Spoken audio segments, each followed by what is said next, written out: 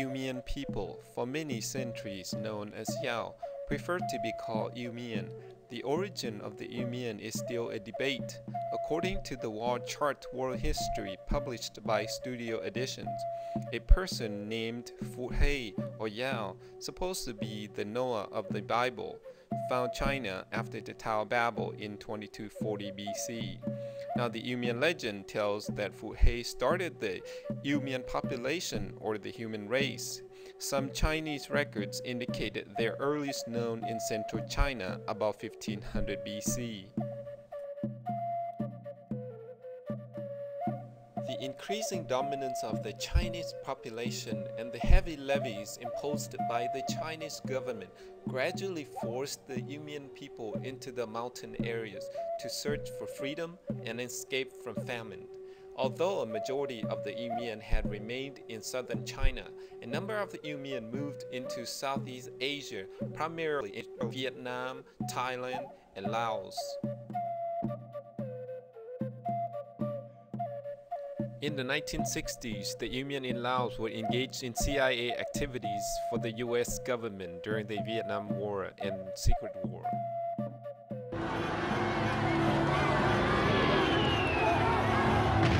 After the US pulled out, the communists forced the Yiu-Mien to abandon their villages and run for their lives. They would be marked for execution in the communist takeover due to their long-standing family cooperation with the United States government.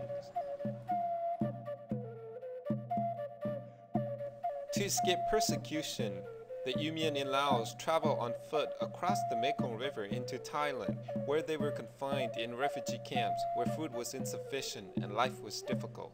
Many have been resettled in various countries around the world.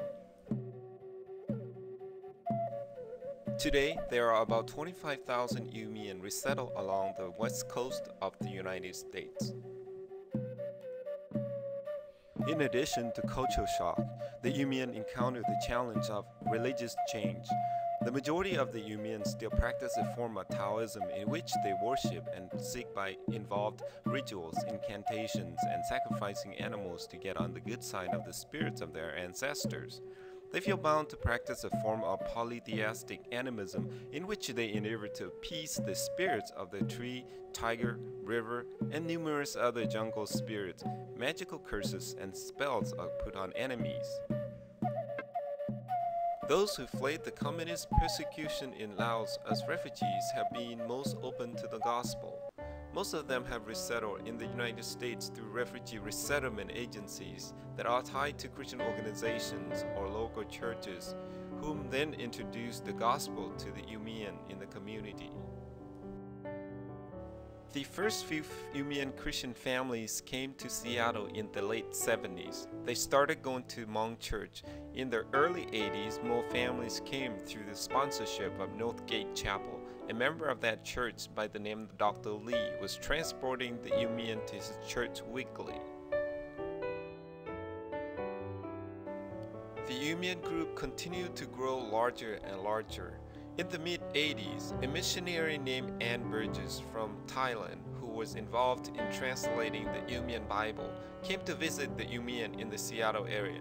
She noticed that the group grew too big for Mr. Lee's transportation capacity. So Dr. Lee and Ms. Burgess met.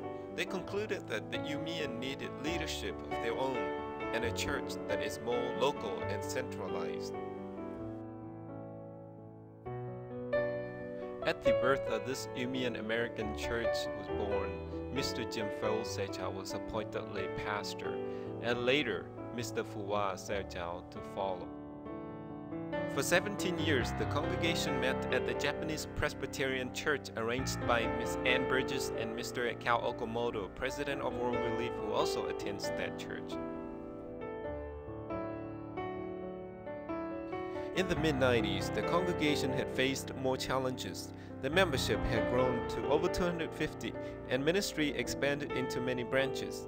They needed a leader equipped with biblical trainings and adequate facility to operate their various programs.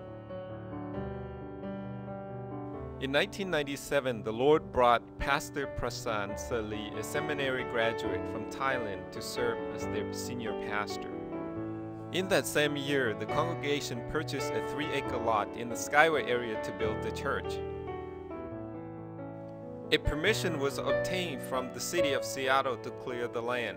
After the land was cleared, King County officials issued a stop work notice preventing further development. It was then discovered that the lot is in the jurisdiction of King County, not the city of Seattle. The county also declared the lot a wetland. The congregation had lost over $100,000 in fines and in fees. The land value went from $204,000 to $74,000. The congregation could not sell the land due to a lien against the land to restore the land to natural status, which required planting over 24,000 trees and creating mitigation system. After we have discovered that the lot is a wetland, which cannot be built on, we begin another journey searching for a place to meet. Later that year, a colleague of Pastor Prasan located an unoccupied church in Tukwila. The congregation leased the building to meet there weekly until late 2002. The Lutheran denomination decided to sell the property. The Lutheran brothers were very generous to offer the property to us to purchase prior to putting it on the market. The asking price was $760,000. Our congregation was facing a tough situation. All of our building funds were used to pay for fines and fees incurred by the land issues. Whatever was left was tied to the land, which lost its value and cannot be sold. However, through the miracle of God and the help from many friends of the American Baptist churches in the negotiation, the building was acquired at $612,000. Seeing God's blessing in the acquisition of the building, the leadership felt convicted to resurvey the land with a different surveyor. The result came back with a wet area too small to declare the lot wetland. The study was then submitted to King County and was approved later. The lot is no longer a wetland. Praise God for His mercy and His miracle. In the midst of trials and tribulation, the Lord is good. He does not forsake anyone, not you or I.